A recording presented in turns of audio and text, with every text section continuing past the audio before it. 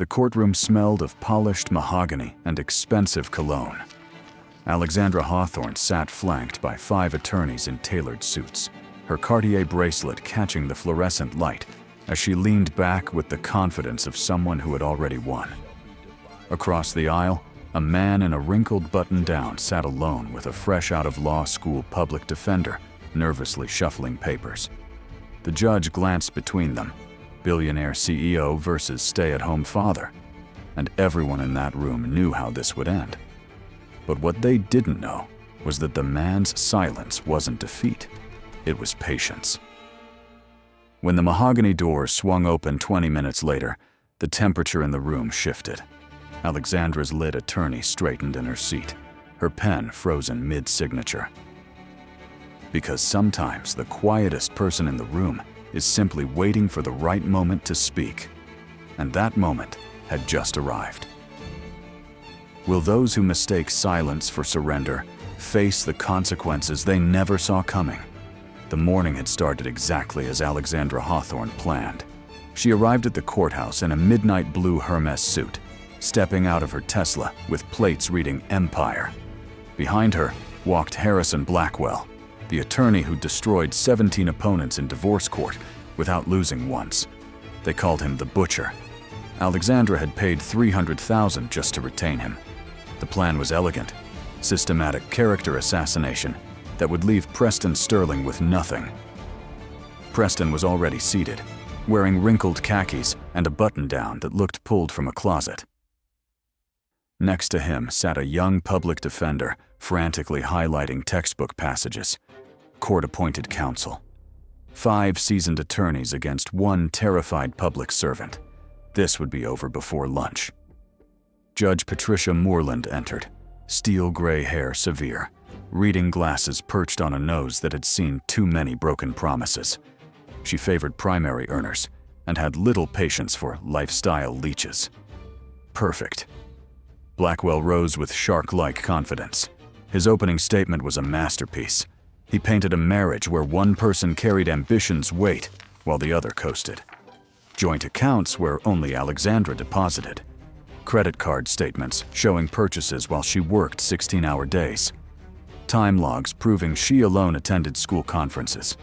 Then, darker implications. Phone records showing calls to unknown numbers at odd hours. Restaurant receipts where Preston dined alone, or perhaps not. Blackwell never directly accused infidelity. He didn't have to. He called their accountant, Gerald Finch, who testified 97% of income came from Alexandra. He called her assistant, who admitted scheduling family time because Preston never understood executive demands. He called their doorman, who'd seen Preston returning after midnight. Piece by piece, a narrative emerged. Parasitic spouse who contributed nothing, possibly betrayed everything. The public defender objected twice, both overruled. She tried establishing Preston's contributions as stay-at-home father, but Blackwell demolished it. Unpaid labor didn't create taxable income. By the time Blackwell sat, the young attorney looked ready to cry. Preston sat motionless, hands folded, face blank. Just that infuriating calm. "Is he brain dead?" Alexandra whispered. Blackwell smiled. "He knows he's beaten. We'll see the breakdown when the judge rules." Moreland called recess. Across the aisle, the public defender spoke urgently to Preston, panic clear. But he just shook his head, patted her hand reassuringly. What was he playing at? When court reconvened, she requested a continuance. Additional counsel was en route. Blackwell objected immediately, transparent stalling. Moreland looked unimpressed. Who were these attorneys? The defender fumbled, dropped pages. She didn't have complete information. Moreland's expression hardened. Motion denied. Preston spoke for the first time. "Your Honor, I respectfully request 30 minutes. My legal team will arrive shortly." Moreland looked skeptical. "You're represented by court-appointed counsel. I see no other documentation." Preston nodded. "It's being filed now. Logistical complications from the West Coast." Blackwell stood, contempt barely concealed. "Transparent stalling, Your Honor?" But Moreland held up a hand. "Mr. Sterling, you've retained private counsel." "With what money?" Preston met her gaze steadily. "My family retained counsel on my behalf." A pause. "What firm?" Another pause. Then he said a name that froze the court reporter's hands. Alexandra didn't recognize it, but Blackwell's face drained of color. A junior attorney gasped. Moreland sat back, alarmed. "That firm handles international corporate litigation. They represent Fortune 500 companies, governments. What interest could Cambridge Sterling Associates possibly have here?" Preston simply nodded. "They've made an exception. My father requested it." The temperature dropped 10 degrees. Alexandra hissed to Blackwell. "Who are they?" His jaw clenched. "One of the most powerful litigation firms in the world. They represent corporations, governments, extremely wealthy families. Their retainer starts at $2 million. Alexandra blinked. "Impossible. He doesn't have that money." Blackwell's eyes showed fear. "Then someone else with very deep pockets is paying. Someone who cares about this outcome." Moreland granted the recess reluctantly. The courtroom erupted in whispers. Alexandra's team panicked. If Preston had access to serious money, everything changed. Alexandra felt dread crawling up her spine. This wasn't the script. Preston was supposed to be alone, helpless. Instead, he sat calmly, watching the chaos with those placid eyes. 30 minutes crawled by. Blackwell made urgent calls, each more tense. By the third, his face was ashen. "Cambridge Sterling doesn't take cases they won't win. Their track record is 98% victories." Before Alexandra could respond, she heard it. Expensive shoes on marble, moving in formation. Coming down the hallway was a phalanx of attorneys in suits that made her Hermes look cheap, carrying briefcases worth more than cars. But that wasn't what made her heart hammer. It was the two people at the center, surrounded by security. The older man was 70s, silver hair perfect, Savile Row suit, sharp blue eyes that cataloged everything. The woman beside him, 40s, dark hair and elegant chignon, wearing a Patek Philippe. Alexandra had failed to get on the waiting list for. The group stopped at room 304. An attorney opened the door. The formation filed inside with military precision. Blackwell's face turned gray. "That was Gregory Sterling. He owns half of Manhattan's commercial real estate. Personal net worth over $20 billion. The woman is Veronica Sterling, his daughter. She runs the family's investment portfolio, $60 billion in assets across 11 countries." Alexandra's vision tunneled. Sterling, the same last name. The name she'd never thought twice about because it was common, meaningless. Except it wasn't. Preston, her husband, was connected to one of America's wealthiest families. How had she not known? They filed back into the transformed courtroom. The defendant's table now hosted legal firepower that made Blackwell's team look like children. Cambridge Sterling attorneys arranged themselves with tactical precision, documents in color-coded folders.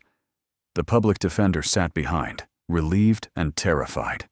And standing behind Preston, hand on his shoulder, was Gregory Sterling. Alexandra watched as Gregory leaned down, said something to Preston's ear. Preston stood. Gregory pulled him into an embrace of genuine affection. When they separated, Gregory's eyes were bright. He cupped Preston's face with both hands and said, loud enough for Rose to hear, "Son?" The word echoed like a gunshot. Alexandra's knees went weak. Veronica Sterling stepped forward next, heels clicking with authority. She embraced Preston fiercely, pulled back, examined him. "You've lost weight. Have you been eating?" Preston smiled. Actually smiled. The first real expression all morning. "I'm fine, Ronnie, really." Veronica didn't believe him. She turned, locked eyes with Alexandra. The look lasted 2 seconds, but made Alexandra's blood run cold. No anger, just cold professional assessment. The message was clear. You hurt my brother. Now you pay. Moreland cleared her throat. Counselors, approach. The Cambridge Sterling lead attorney strode forward confidently. Blackwell followed. Swagger evaporated. Alexandra watched them cluster, speaking urgently. Moreland's expression shifted from confusion to shock to alarm as documents slid across her bench. When they returned, Blackwell's face was grayish. Alexandra grabbed his arm. What happened? He took a painful breath. Countersuits. Multiple. Asset freeze. Forensic audit. Restraining orders. Fraud. Embezzlement. Misappropriation. Infidelity. Conspiracy. Money laundering. Tax evasion. A dozen charges that could land you in prison 20 years if they prove half. Based on what they showed the judge, they can prove all of it. The next hour unfolded like a nightmare. Cambridge Sterling moved with surgical precision, dismantling every Blackwell claim and turning it into evidence of Alexandra's misconduct. The phone records supposedly proving Preston's infidelity? Calls to Veronica, discussing financial discrepancies he'd noticed. The restaurant receipts, meetings with forensic accountants, the late nights smelling of smoke. Meeting private investigators gathering evidence of Alexandra's affair with Gerald Finch, the same Finch who'd testified under oath that morning. The affair had lasted 18 months. During that time, Alexandra and Finch systematically siphoned money into offshore accounts, using Preston's name to create a false trail. Blackwell objected. None of this was relevant to divorce. Moreland overruled him sharply. The opposing counsel has presented credible evidence of fraud and conspiracy, directly impacting asset division and custody. I'm going to hear it. The attorney continued. Emails between Alexandra and Finch discussing exit strategy. Text messages about liquidating assets. Bank statements showing $42 million transferred to Cayman Islands, British Virgin Islands, Switzerland. All embezzled from Hawthorne Dynamics. Then the knockout punch. The company itself, Hawthorne Dynamics, wasn't entirely Alexandra's. 12 years ago, nearly bankrupt from a failed startup, she'd needed capital desperately. The Sterling family provided it through investment vehicles designed to protect privacy. $20 million in seed funding. In exchange, they received 70% ownership. Alexandra, 30% with operational control, as long as she met benchmarks and maintained ethical standards. Alexandra felt the room spin. She'd known about early funding, but Preston presented it as a personal loan from his modest trust fund. She'd had no idea it came from his family, no idea they owned her company, no idea every decision had been under their supervision. By embezzling funds and conducting an affair with a company officer, Alexandra had violated the operating agreement. The Sterling family was exercising their right to remove her as CEO immediately. "That's impossible," Alexandra shouted, jumping up. Moreland's gavel cracked. "Sit down, or I'll hold you in contempt." But Alexandra couldn't. "That company is mine. I built it from nothing." The Cambridge attorney responded with devastating calm. "You built it with Sterling Capital, under an agreement you signed after independent counsel. An agreement my client's family honored for 12 years while you violated its terms." He placed a document on the table. Operating agreement, your signature. Page 17, Section 4, Subsection C, Consequences of Financial Malfeasance. Blackwell argued the agreement should be voided, undue influence, unconscionability. But Cambridge Sterling had emails from Alexandra's lawyer confirming independent representation. Letters from Alexandra thanking anonymous investors. Even video deposition where she stated under oath all financing was legitimate. No undisclosed partnerships. Each piece hammered another nail. Moreland called recess. Alexandra stumbled out, barely making it to the bathroom before her legs gave out. Her phone buzzed. Her assistant. "Security called. My keycard doesn't work." Her HR head. "Someone claiming to be new board chair is scheduling emergency meeting. You're not invited." her marketing director, getting emails saying you're no longer CEO.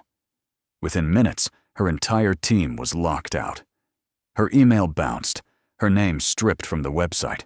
She tried calling Gerald Finch, disconnected number. He'd run. She scrolled through contacts desperately, but realized with horror most were business contacts who'd maintained relationships because she was powerful. Without that, she was nobody. When they reconvened, Moreland's expression was granite. Based on evidence presented, she issued emergency orders. All Hawthorne Dynamics assets frozen pending audit. Alexandra's personal accounts frozen except $5,000 monthly. Surrender all company property within 24 hours. No contact with employees except through attorney. All property purchased with company funds to be returned, including her penthouse at 432 Park Avenue. Ms. Hawthorne, I'm referring this to the Manhattan District Attorney for criminal investigation. Surrender your passport within 24 hours. You're prohibited from leaving New York State. The gavel cracked. The courtroom erupted. Reporters rushed out. Blackwell attempted a final objection. Hart not in it. Cambridge Sterling attorneys nodded professionally. Preston remained seated, expression calm, but sad. Gregory stood behind him. Protective fury on his face. Veronica watched Alexandra with cold assessment. This is what happens when you underestimate a Sterling. Alexandra bolted from the courthouse. She didn't wait for attorneys, didn't stop for reporters, didn't grab her briefcase. She just ran. Her Tesla sat in the garage where she'd left it that morning, a lifetime ago. She needed to get to the company, salvage something before they locked her out completely. The drive took 20 minutes. Her mind raced through desperate possibilities. Maybe claim duress. Maybe argue Sterling family deliberately hid involvement. Maybe find investors. Maybe. She pulled into the garage, swiped her card. Access denied. She tried again. Nothing. Cursing, she parked illegally on the street and approached the lobby. Rodriguez, the security guard who'd greeted her warmly for 5 years, stepped in front of the turnstiles. I'm sorry, Ms. Hawthorne. Your access has been revoked as of noon today. She stared in disbelief. Rodriguez, this is my building. My company. He shook his head. I have orders from new ownership. You're not permitted without legal escort. New ownership. The words hit like a slap. She tried to push past. Rodriguez didn't budge. 2 more guards appeared. She'd approved their hiring, asked about their families. Now they blocked her like Secret Service. If you attempt entry, we'll call police for trespassing, Rodriguez said quietly. Behind them, through glass walls, her former employees moved about their day. None looked up. None noticed. Life continued without her. She pulled out her phone, tried her assistant. Then dialed her office directly. A male voice answered. Sterling Technologies Executive Offices. They'd already changed the name. This is Alexandra Hawthorne. He cut her off. I'm not authorized to transfer your calls. Contact legal during business hours. The line died. But then she saw something through the glass that made her blood freeze. Movement on the 20th floor. Even from street level, she could see figures in the executive boardroom with floor-to-ceiling windows. And there, clearly visible, was Preston Sterling, sitting at the head of the conference table. Her seat. The chairman's seat she'd occupied for 12 years. Around him sat men in expensive suits, Sterling auditors conducting the forensic examination. Preston sat still, listening, occasionally nodding. Even through distance, she saw that same calm. Not weakness. Patience. The patience of someone who'd gathered evidence for years, waiting for the right moment. And she'd handed it to him by filing for divorce. Her phone buzzed. Unknown number. A photo, Preston in the chairman's seat, her office visible behind him. Caption, he's been waiting for this day for 3 years. Every transaction, every offshore account, every lie, All documented. You should have been kinder. V.S. Veronica Sterling. Not a taunt, a statement of fact. Another message. Federal marshals dispatched to your residence. Forensic audit complete. Warrant issued. 2 hours to surrender voluntarily. Otherwise arrested wherever found. Choose wisely. The world tilted. She wasn't just losing her company. She was going to prison. 2 hours later, Alexandra walked into the DA's office and surrendered. Fingerprints, photos, belongings confiscated. They put her in holding with 3 other women. One recognized her. "You're that CEO who got caught stealing millions?" Alexandra didn't answer. The arraignment happened next morning. 42 counts of fraud, embezzlement, money laundering, conspiracy. The prosecutor requested remand, flight risk with offshore accounts. Former CFO already fled. The judge set bail at $10 million. Alexandra didn't have $10 million anymore. Everything was frozen or seized. She was led back to holding, the heavy door clanging shut. This was her new reality. Not penthouse views, not corner office. A cell with bars and industrial cleaner smell. 3 days later, released on bail. Not because she raised money, but because Sterling attorneys quietly arranged release with ankle monitor. Strict conditions. Can't leave New York. Report daily to probation officer. Any violation meant immediate prison. She knew why they did it. They wanted her free for what came next. They wanted her to watch, powerless, as they destroyed her reputation publicly. Alexandra made a desperate decision. If going down, she'd control the narrative. She contacted a producer at a major cable network. Within 48 hours, she sat in a studio. Makeup applied for vulnerability. Outfit conveying professionalism and victimhood. Prime time. Millions would watch. The host began gently. "Tell our viewers your side." Alexandra had rehearsed carefully, voice trembling slightly. "I built Hawthorne Dynamics from nothing. 80-hour weeks for 12 years. Sacrificed everything. Now discovering my husband's family secretly owned most of it. They hid that from me. Watched me work to exhaustion while collecting profits. When I tried to divorce him, they destroyed me." A calculated tear rolled down. "I made mistakes. Financial irregularities I should have caught. But I was deceived from the beginning. My husband never told me who his family was. Let me believe I was building my own empire, when really just managing their investment. When I tried to leave, they took everything." The host leaned in sympathetically. "That must feel like betrayal." Alexandra nodded, wiping the tear. "It does. Living a lie 12 years. Now the Sterling family is making me a scapegoat for their questionable practices." She painted herself as victim of powerful family manipulation, brilliant CEO betrayed. Suggested embezzlement charges were exaggerated. Preston had access to accounts. Offshore transfers were legitimate tax planning the Sterlings recommended. Implied her affair was response to years of emotional neglect. By interview's end, she was tragic figure. Woman who fought to top, only to discover she'd been pawn in billionaire games. The segment ended with host thanking her courage. Alexandra returned to her hotel feeling almost hopeful. Public opinion could sway. She'd seen powerful people brought down by bad press, sympathetic underdogs winning in court of public opinion. If she turned enough people, maybe negotiate better deal, maybe avoid prison, maybe salvage some career. The interview aired at 8 p.m. She watched alone, analyzing critically. She looked good. Vulnerable, but strong. The host was sympathetic.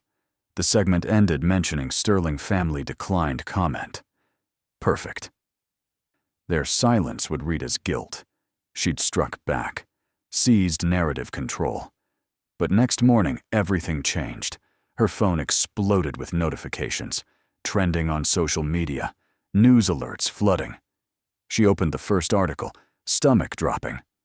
Headline: Sterling family holds emergency press conference, Releases evidence of Hawthorne's fraud. Photo of Preston at podium, flanked by father and sister, federal prosecutors beside them. The conference was held at midnight, strategic timing to dominate morning news before her narrative could take hold. Alexandra clicked the video with dread. Preston stood calm and professional. Good evening. My family rarely speaks to media, but given serious mischaracterizations aired tonight, we must set the record straight, with facts.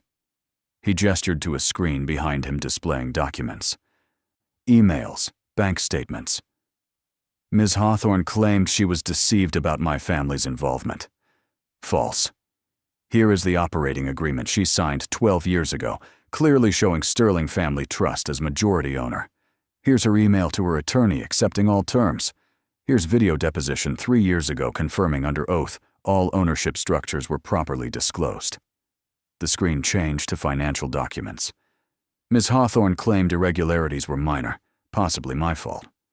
Here's forensic audit by 3 independent firms. Systematic embezzlement of $42 million over 3 years.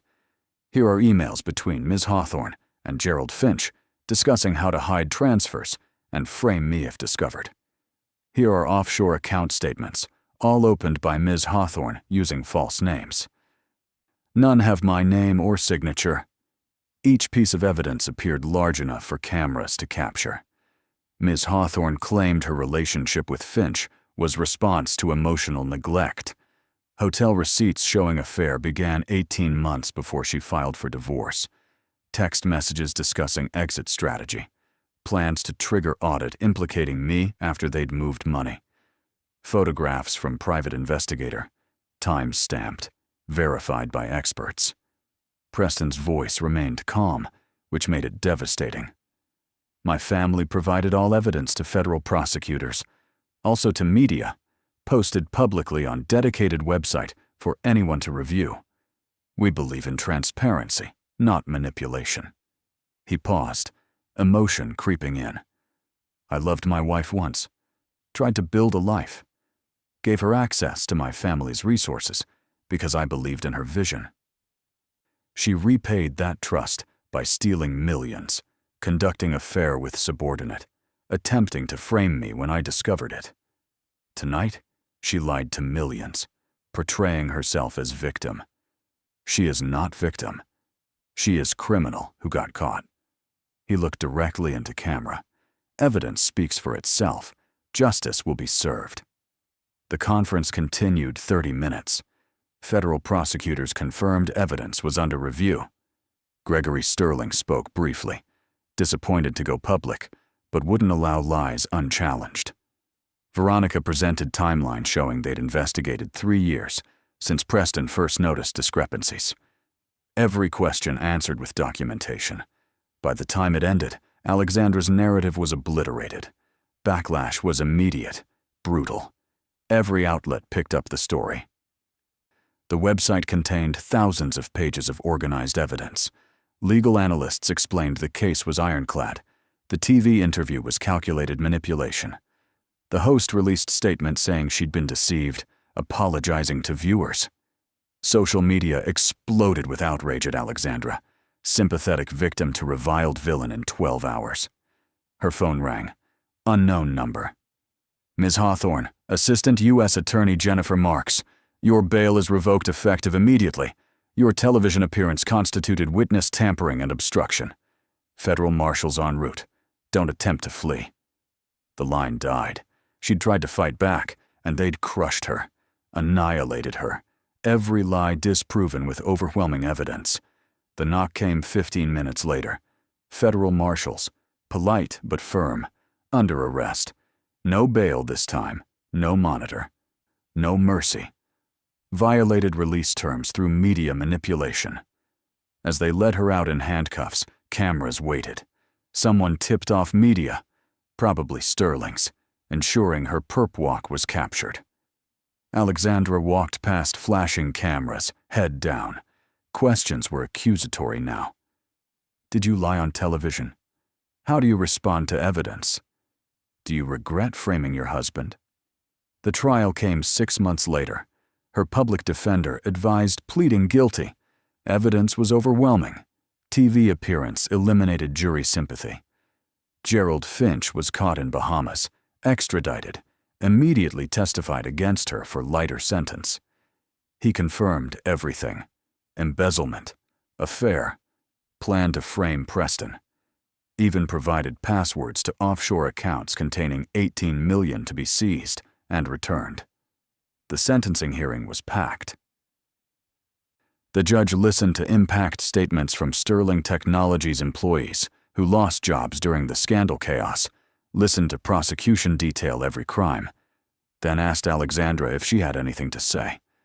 Alexandra stood, cheap suit wrinkled, hair no longer professionally styled. "I'm sorry. I made terrible choices. Hurt people who trusted me. I deserve whatever punishment this court deems appropriate."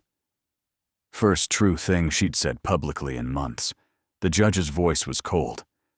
"Ms. Hawthorne, you've been convicted of 42 counts of fraud, embezzlement, money laundering, obstruction. You held a position of trust and violated it egregiously. Stole millions from a company built with help of people who believed in you. When caught, tried to destroy an innocent man and his family. When that failed, attempted to manipulate public opinion through calculated lies. This court finds no mitigating factors." She paused, looking down with undisguised contempt. "I sentence you to 18 years in federal prison on each count, served consecutively. Total, 18 years. Eligible for parole after minimum 12 years." The courtroom erupted. 18 years. Alexandra's legs gave out. She grabbed the table. Her attorney looked stunned. Expected 8 to 10, not 18. The judge continued. "Additionally, full restitution of $42 million plus interest and penalties. All assets seized and liquidated. Upon release, prohibited from serving in corporate officer position for life. Remanded immediately." The gavel cracked like a door slamming shut. Marshals moved forward. As they led her out, Alexandra glimpsed Preston in the gallery. He wasn't smiling or gloating, just looked sad, like someone who'd won a war that shouldn't have been fought. News coverage was extensive. Legal analysts called the sentence harsh, but justified. Business commentators held her up as cautionary tale. Sterling family released brief statement expressing hope justice had been served. Preston gave one final interview from his father's office, Veronica beside him. "I never wanted this. I wanted a partner, family, quiet life. When I discovered what she was doing, I went to my family because I had no choice. We gave her every opportunity to make this right. She chose to fight, lie, try to destroy us. The justice system has spoken. Now I just want to raise my son and teach him actions have consequences. Integrity matters more than power or money."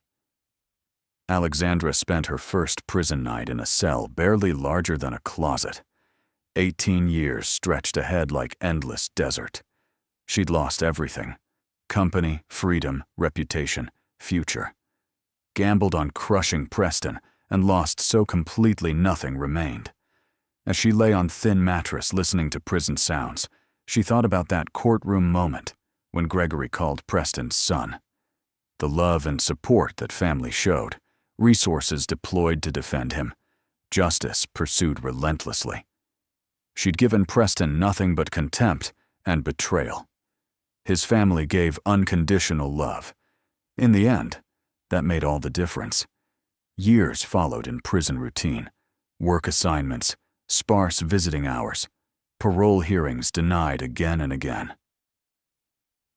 Alexandra served every day of 12-year minimum before parole. She was 52 walking out, middle-aged and broken, facing 8 years parole supervision and lifetime debt she could never repay. The world had moved on. Sterling Technologies thrived under Preston's leadership. He'd stepped up when his father retired, proving even better CEO than Alexandra ever was.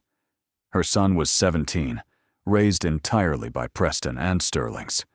He'd visited prison once at Preston's insistence, The visit was awkward, brief. Alexandra found a small New Jersey apartment and night job cleaning offices. Only work someone with her record could find. She lived quietly, invisibly, another middle-aged woman society forgot. Sometimes she'd see news about Sterling Technologies, Preston receiving ethics awards, Sterling Family Foundation making differences. She'd made her choices, tried to destroy a good man because she mistook kindness for weakness, learned far too late that power without character is nothing but a house of cards waiting for wind. When the wind came, when justice caught up, everything she'd built on lies and theft collapsed completely, leaving nothing but rubble and regret and bitter knowledge she'd destroyed her own life with her own hands.